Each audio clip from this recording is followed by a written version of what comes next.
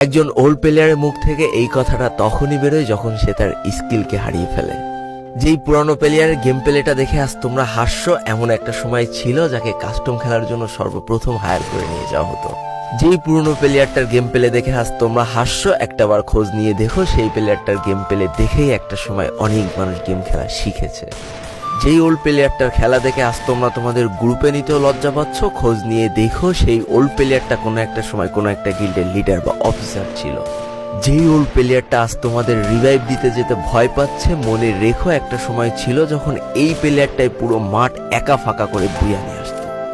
যেই নতুন প্লেয়ারগুলো শুধুমাত্র ডাইনামিক ডুয়োর সাথে গেম খেলার জন্য সারা রাত জাগো, তোমরা মনে রেখো যারা ওল্ড প্লেয়ার ছিল তারা সারা রাত খালি ট্রেনিং পিটাতো নিজেদের স্কিল ভালো করার জন্য।